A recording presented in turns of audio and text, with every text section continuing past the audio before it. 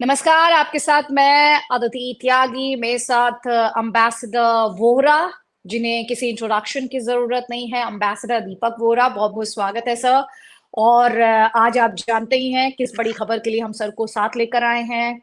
US president Trump 25% tariff on India. और उसके बाद से पॉलिटिक्स तो लगातार हो ही रही है, लेकिन एक बात जो कही जा रही है वो ये कही जा रही है कि भारत ने भी दिखाया है कि वो इंडिया फर्स्ट में बिलीव करता है।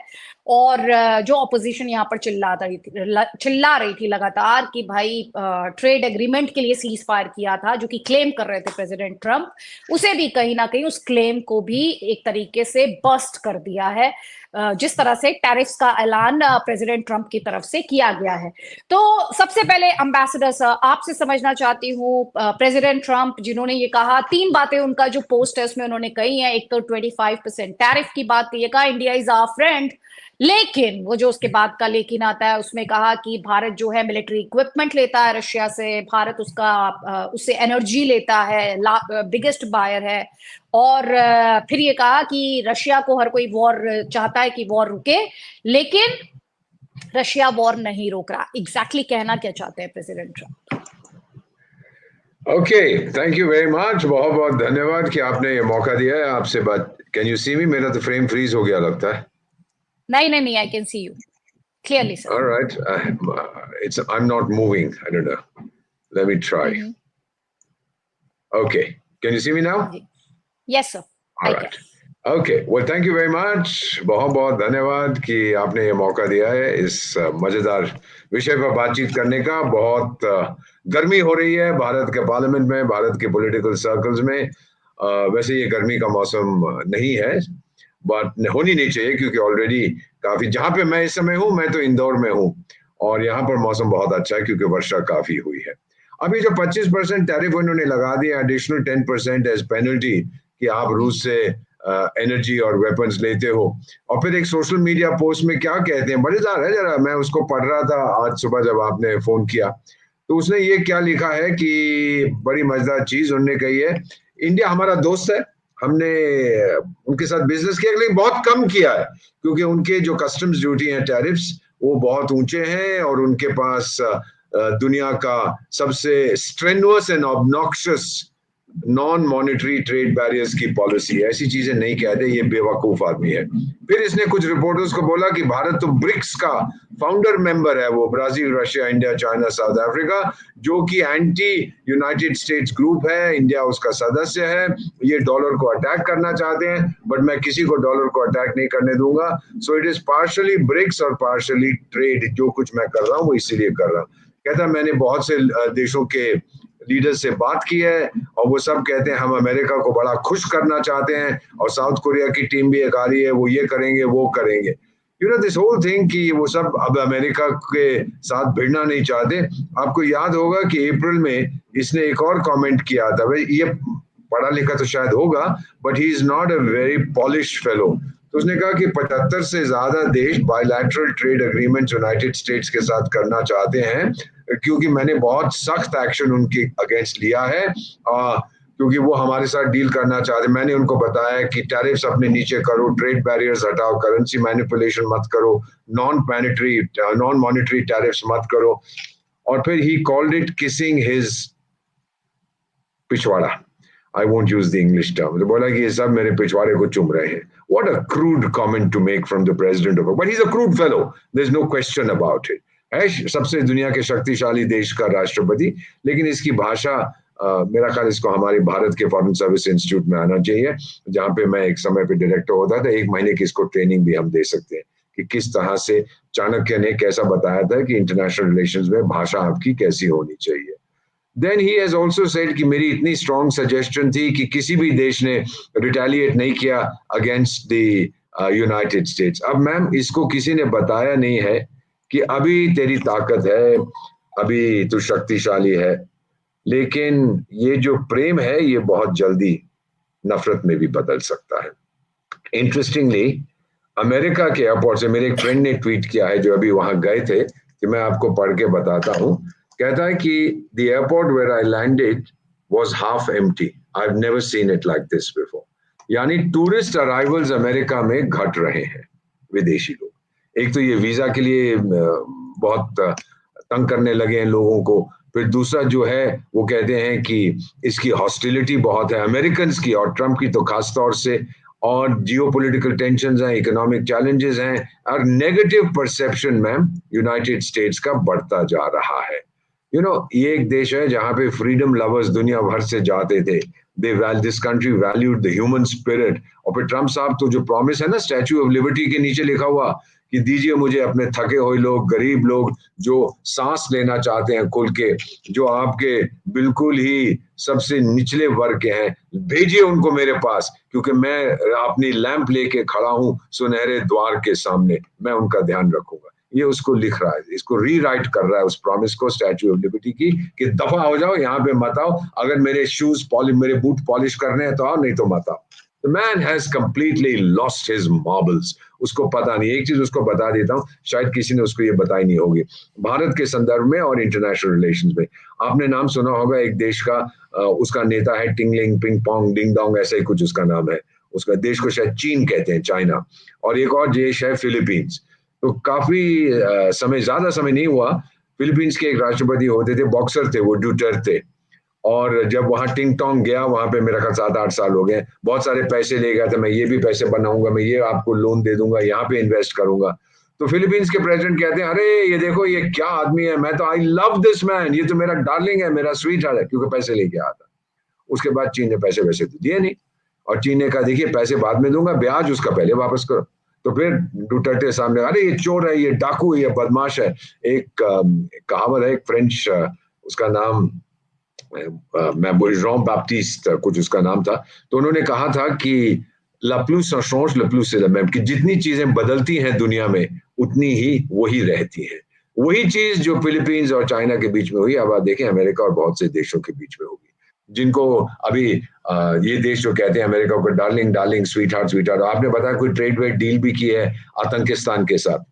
तो आतंकिस्तान के जो एक आदमी है वहां पर, है तो चपड़ासी, लेकिन कहता है कि मैं प्राइम मिनिस्टर हूँ। कोई बदमाश है, अपने आप को शरीफ कहता है ओ प्रेसिडेंट ट्रम्प, आप तो भगवान का रूप हैं, आप तो अल्लाह का रूप हैं, आपने सब कुछ कर दिया, हमारी एंड्योरिंग पार्टनरशिप। अभी देखना मैम, ये विलियम कॉनग्रीव एक ब्रिटिश पोइट थे, और उनकी एक कविता है the morning bride, not morning, morning, जो रो रही है, जो मातम मना रही है। उसका जो मुझे लाइन याद आ रही है कि heaven hath no rage like love to hatred turned, nor hell a fury like a woman scorned.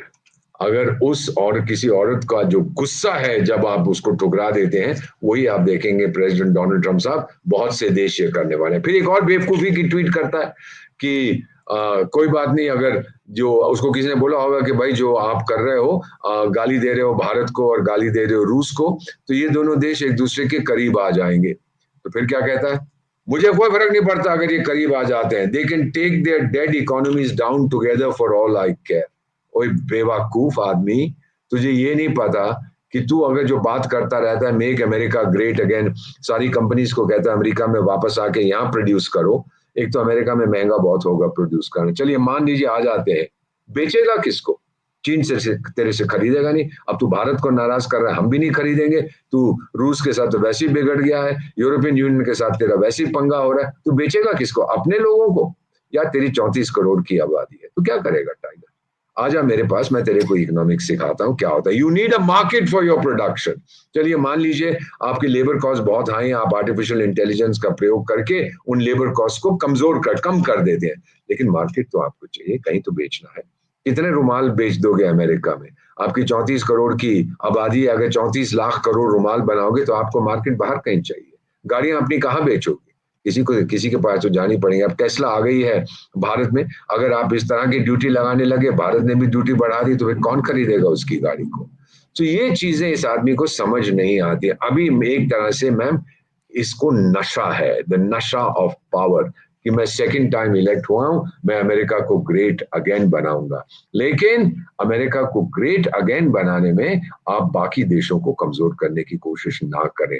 Bharat की हमेशा यही नीति रही है कि साथ साथ हैंड इन हैंड हम आगे बढ़ेंगे। अगर आपने आगे बढ़ना है तो मुझे मेरा हाथ छोड़ के आप नहीं बढ़ सकते, मेरा हाथ थामिए, हम दोनों साथ साथ बढ़ेंगे। अब इस इंसान को अगर कोई ये बात समझा दे कि आप तो दुनिया के सबसे शक्तिशाली देश के राष्ट्रपति हैं, आपको थोड़ा सा सोच समझ के कहना चाहिए और करना चाहिए जो कुछ आप कहते हैं और करते हैं। और जो पाकिस्तान की आप तारीफ कर रहे हैं, अभी आपने ये भी अनाउंस कर दिया है कि मैं पाकिस्तान के साथ एक बहुत बड़ी ऑयल एग्रीमेंट हम करने वाले हैं। हमारी कंपनीज वहां जाके पाकिस्तान में खूब सारा तेल उनको मिला है, वहां जाके उसको एक्सप्लॉइट करेंगी और फिर देखिए आने वाले समय में पाकिस्तान भारत को भी तेल बेचेगा। और बेवकूफ, मैं सीधे बहुत सोच समझ के कह रहा हूँ।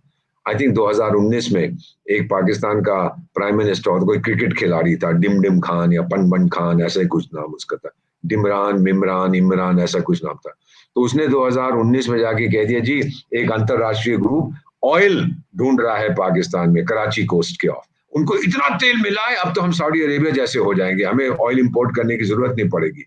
बड़ा खुश। और सब पाकिस्तानी से बोला जाइए अपने घर में और अपने मस्जिदों में जाके बोलिए thank you Allah, thank you Allah, इंशाअल्लाह, थैंक यू अल्लाह। क्या हुआ, 2 हफ्ते के बाद वो इंटरनेशनल ग्रुप बोला हमें एक भी तेल का वेल नहीं मिला, हमें एक बूंद नहीं मिला तेल, हम तो दुकान बंद करके जा रहे हैं, $100 मिलियन हम खर्च कर चुके हैं। बस इमरान खान साहब फिर चुप हो गए, कोई बात ही नहीं की उसकी।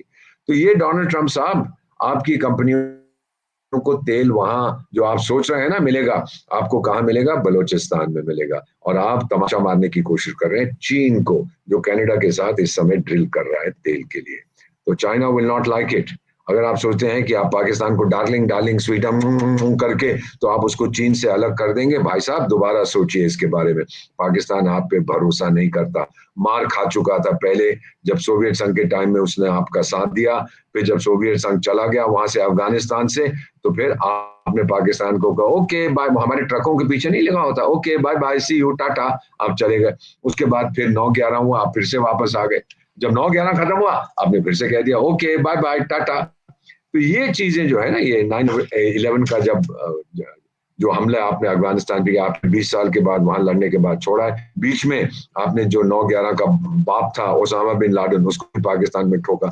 और प्रेसिडेंट साहब वो आपके सगे नहीं है, वो अगले दिन आपको धोखा देंगे, बिकॉज वो अपने आप को बड़ा इस्लामी समझते हैं, ये आप समझ आइए। और आपका देश, आपके लोग इस्लाम को पसंद बिल्कुल नहीं करते हैं। तो I will see how long this friendship last. तो ये चीजें हैं मैम। अब भारत के ऊपर जो टैरिफ्स लगाए हैं, भारत के ऊपर क्या असर पड़ेगा? 1974 में भी टैरिफ्स लगाए थे, ये सैंक्शंस है ना, ये टैरिफ्स, ये एक तरह के सैंक्शंस होते हैं। जब हमने पहला अपना न्यूक्लियर एक्सप्लोजन किया, तो उसके बाद 1998 जब हमने डिक्लेयर किया कि वी आर न्यूक्लियर पावर, तब भी लगाए थे। ठीक है, हमें आर्थिक चोट लगी, बट वी सर्वाइव्ड। हमारे पास बहुत रेसिलियंस है, इस समय तो हमारी आर्थिक स्थिति बहुत मजबूत है। ट्रंप साहब, आप सारी दुनिया को नाराज कर रहे हैं, अकेले रह जाएंगे। आप चाहते हैं कि 2-4 चमचे आपके इर्द घूमते रहे, जैसे आतंकिस्तान देश है, ये फिर से हमला आपके ऊपर होगा इस्लामिक, और यही आतंकिस्तान करेगा। तो अगर आप सोचते हैं कि बलूचिस्तान में आप चीन को बाहर निकाल देंगे और कनाडा भी वहां ड्रिलिंग कर रहा है कॉपर के लिए, तेल के लिए और सोने के लिए, इतना आसान नहीं होगा। चीन इतनी जल्दी छोड़ के नहीं जाएगा। और दूसरी चीज, वहां की जो बलूच फ्रीडम फाइटर्स हैं, वो टेररिस्ट नहीं है, वो स्वतंत्रता सेनानी हैं। जो पाकिस्तान कश्मीरी आतंकियों के बारे में कहता था, वो आपकी कंपनियों को ठोकेंगे, फिर आप अपनी फौज वहां भेजेंगे, फिर आपके फौज को ठोकेंगे। लड़ना वड़ना तो आता नहीं है। इन लोगों के साथ कौन मिला हुआ है बलूचिस्तान में? उनको हथियार और सपोर्ट मिल रहा है फ्रॉम तहरीके तालिबान पाकिस्तान। और तालिबान ने आपको मार मार के अफगानिस्तान से बाहर निकाल दिया, यहां तक कि फिर आप अपने हथियार वहां छोड़ा है और तालिबान को बोला हम $100 मिलियन या जो भी है हर महीना आपको देंगे, आप उन हथियारों को संभाल के रखिए, जब उनका प्रयोग करना होगा हम करेंगे। जैसे अब अगर हमें ईरान पर ग्राउंड अटैक करना पड़ा, तो इन हथियारों का हम प्रयोग करेंगे। सारी दुनिया ये जानती है, किसको बेवकूफ बना रहे हो।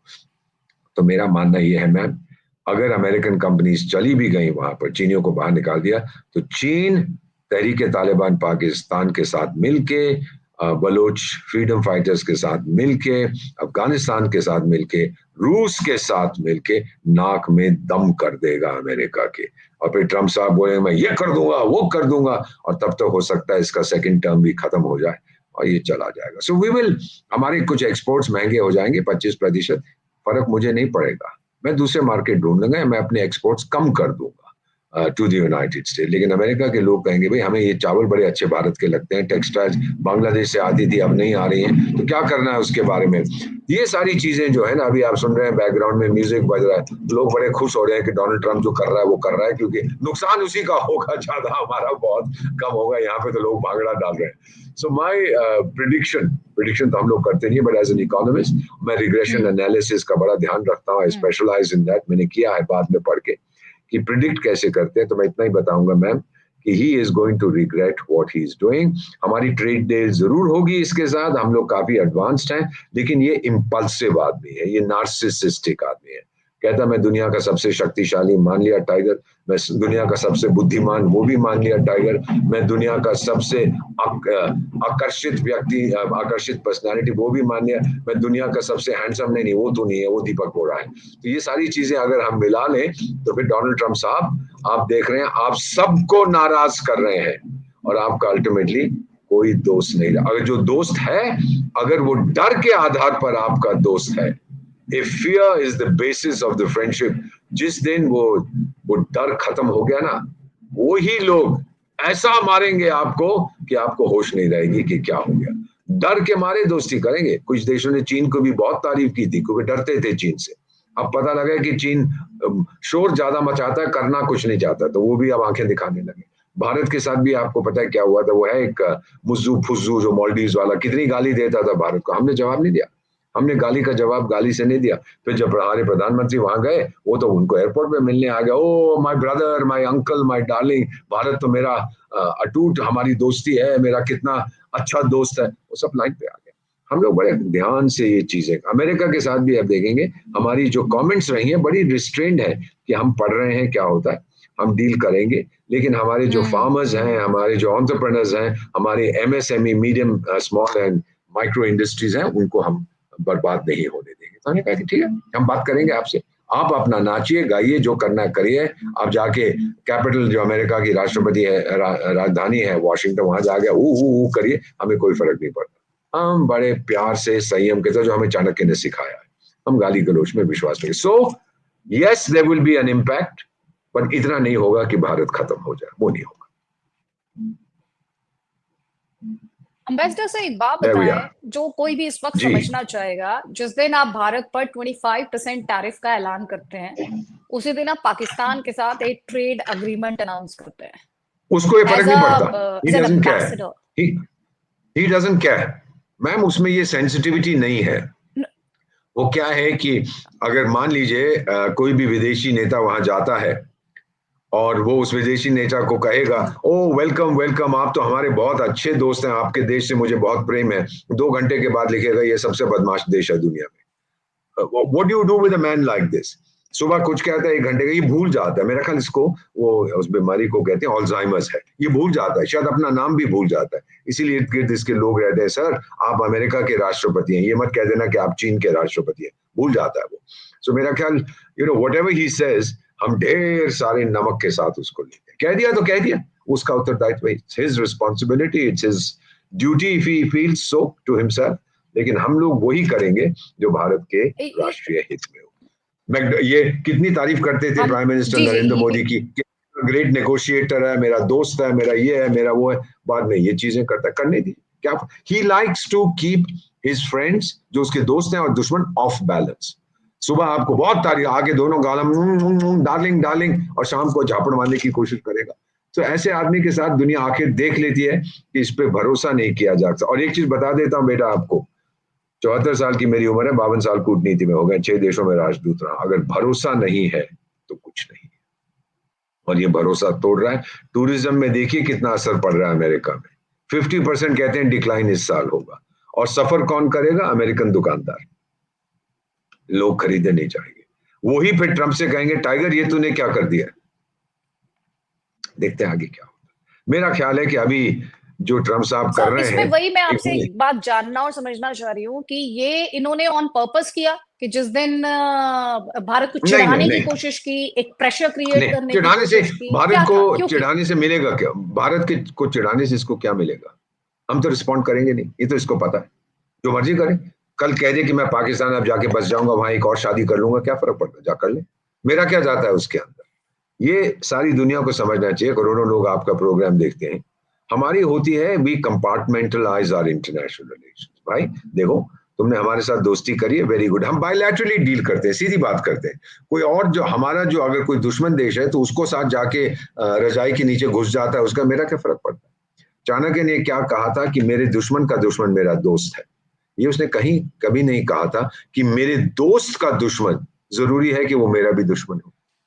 ये चाणक्य को, इस बेवकूफ को चाणक्य समझाएगा कि सुन, अगर तू पाकिस्तान को अपना दोस्त मानता है तो पाकिस्तान कहता है भारत मेरा दुश्मन है। इसका मतलब ये नहीं कि हम तुम्हारे दुश्मन है। तेरा भेजा नहीं है, भेजा फ्राई हो गया क्या, दिमाग कहीं छोड़ा है तो।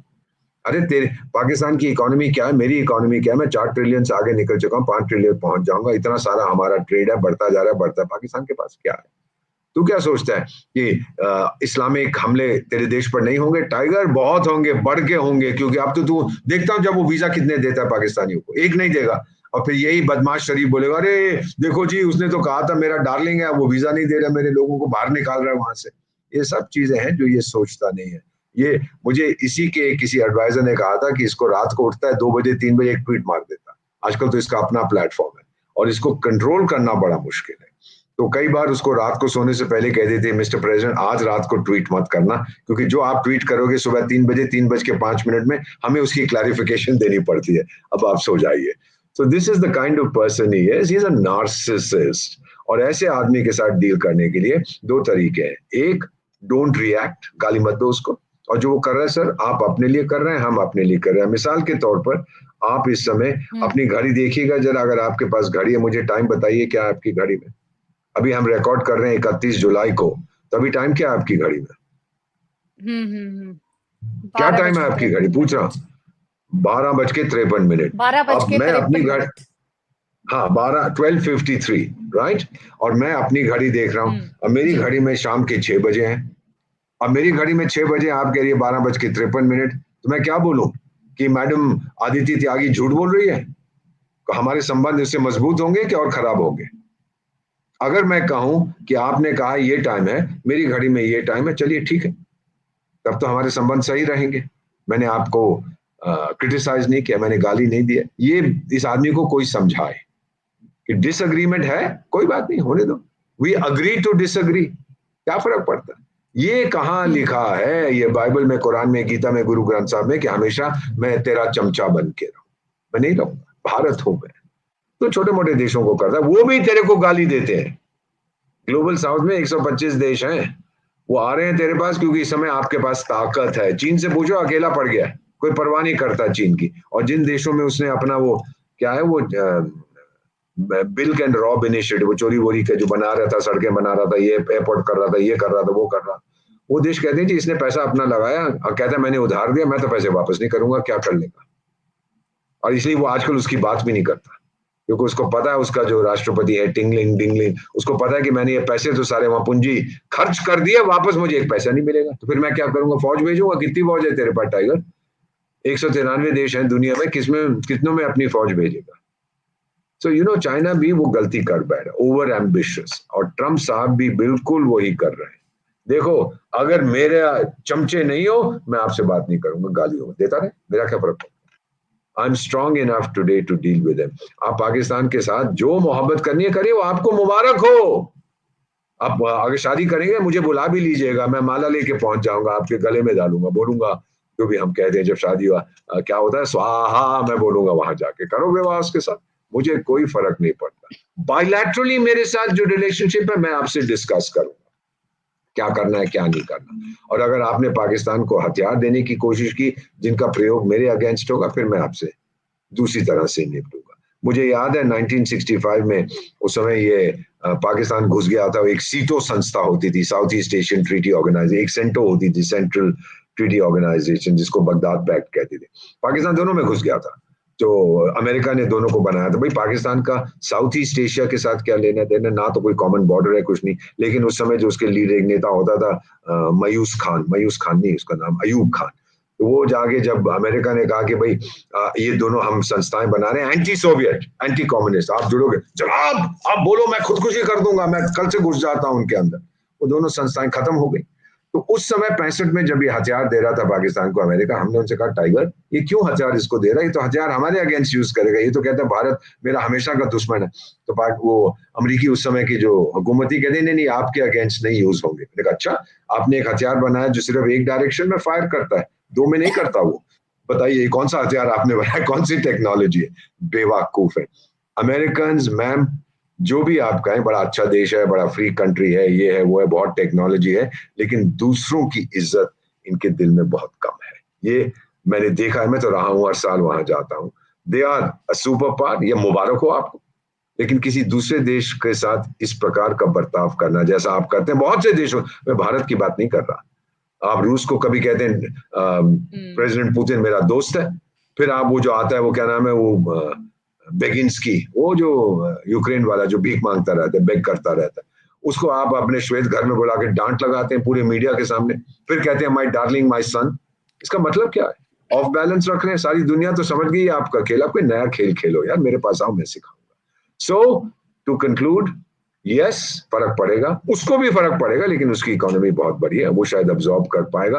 अमेरिकन रिटेलर को फर्क पड़ेगा, टूरिज्म अराइवल्स कम होंगी तो फर्क पड़ेगा, सस्ता माल जो उसको मिलता था हमसे अगर वो नहीं आएगा उसको फर्क पड़ेगा, और फिर अल्टीमेटली वही डोनाल्ड ट्रंप को बोलेंगे भाग जाए यहाँ से बेवकूफ, थर्ड टर्म वर्ड टर्म तो वैसे भी नहीं मिलेगा इसको। लेकिन अब तो लोग बात कर रहे हैं कि इम्पीचमेंट की, कि इसको पागल का करार देके निकाल दिया जाएगा। अमेरिकन कॉन्स्टिट्यूशन कुछ ऐसा है, अगर आधी cabinet led by the vice president, America की जो मंत्रीगण है, अगर आधे उनमें से 51% लेड बाय द वाइस, कहीं पे राष्ट्रपति पागल है तो उसको हटा दिया जाएगा, फिर एक एक्टिंग प्रेसिडेंट आएगा। लेकिन उसमें ये भी आर्टिकल 25 है मेरा ख्याल उनके संविधान का, कि फिर ये प्रेसिडेंट जाएगा गवर्नमेंट हॉस्पिटल में और वहां से सर्टिफिकेट लाएगा जी मैं पागल नहीं हूं, मैं तो बिल्कुल सही हूं, तो फिर वापस आ जाएगा, फिर ये जाएगा कांग्रेस में और वहां 2/3 मेजोरिटी के साथ अमेरिका का जो पार्लियामेंट है और बाकी स्टेट्स में जाएगा, सब जगह 2/3 मेजोरिटी के बाद वो कहेंगे जी प्रेसिडेंट बिल्कुल पागल है, हटा दो इसको, ये फिर हॉस्पिटल में जाके एक सर्टिफिकेट लाएंगे, ये पागल नहीं हूं मैं तो बिल्कुल से,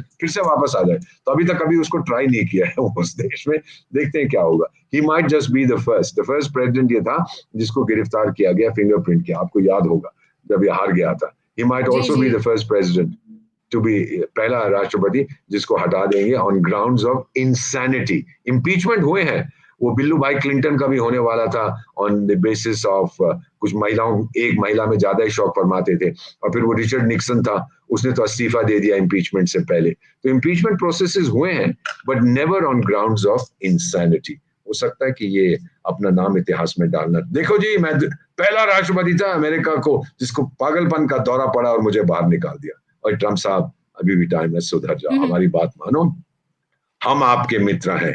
सर मैं भारत में ये चाह रही मिलिट्री हूँ रूल नहीं है, जी, डेमोक्रेसी है, मैं आपसे ये आजादी जानना है, चाह रही हूँ कौन सी लोकतंत्र है। इंडस्ट्रीज है। हम बिल्कुल लोग सबसे जो बड़ा इस, लोकतंत्र है ये जो टैरिफ, मैं बताता हूं इस टैरिफ से सर इसका कौन सी सवाल आपसे। इंडस्ट्रीज इंडिया में जी। हाँ, मैं बता देता हूँ। देखिए अमेरिका, पहला मेरा सवाल है कि हम लोग क्या खरीदते हैं अमेरिका से, हम लोग मिनरल फ्यूल्स लेते हैं, क्रूड ऑयल। पता है अमेरिका से हम क्रूड ऑयल क्यों लेते हैं? क्योंकि हम उसको यहाँ रिफाइन करते हैं, अपने वो अंबानी साहब की दुनिया, सिंगल यूनिट में, सिंगल साइट में सबसे बड़ी रिफाइनरी है जामनगर में, तो अमेरिका के पास इतनी रिफाइनिंग कैपेबिलिटी नहीं है।